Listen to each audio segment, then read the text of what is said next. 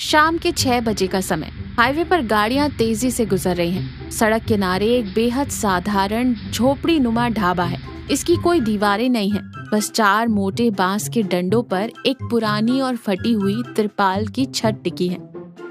नीचे कुछ पुरानी चारपाइयां बिछी हैं। मिट्टी के चूल्हे में लकड़ियां जल रही हैं। शुभ चेहरे पर थकान, लेकिन आंखों में ईमानदारी, और कपड़े मैले कुचले पहने हैं। एक बड़ी मिट्टी के हांडी में देसी मुर्गा पका रहा है। ताजे पिसे मसालों की महक हवा में घुल रही है।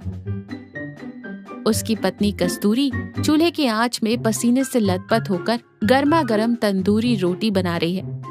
पास ही 50 फीट की दूरी पर एक बहुत बड़ा चमकता हुआ रॉयल पंजाबी ढाबा है, जहां नियॉन लाइट्स जल रही हैं और महंगी गाड़ियां खड़ी हैं।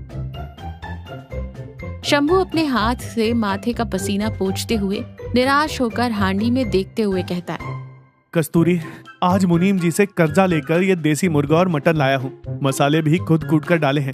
महक तो बहुत अच्छी आ रही है, लेकिन सुबह से सिर्फ एक ट्रक ड्राइवर ही रुका है। अगर ये सारा गोश्त बच गया तो कल मुनीम जी का ब्याज कैसे चुकाएंगे?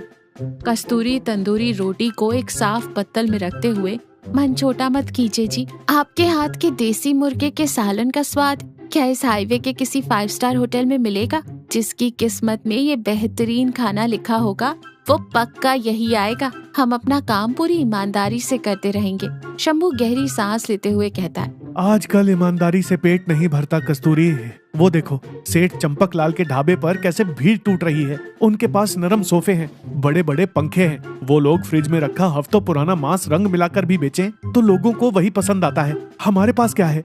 सिर्फ हाईवे की धूल और इस चूल्हे का धुआं।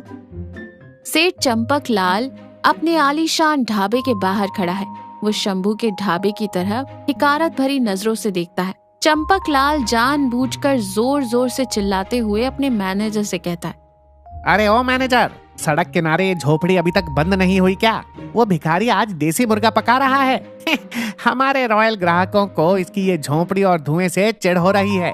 कल तक इस कचरे के डिब्बे को यहाँ से उखाड़ फेंकना। मेरे ढाबे की खूबसूरती खराब हो रही है।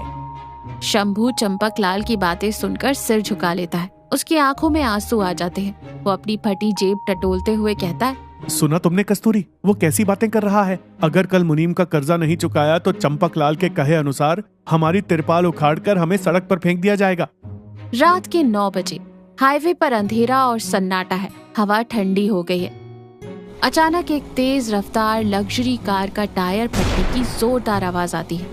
कार बेकाबू होकर शंभू के ढाबे के ठीक सामने आकर रुकती है।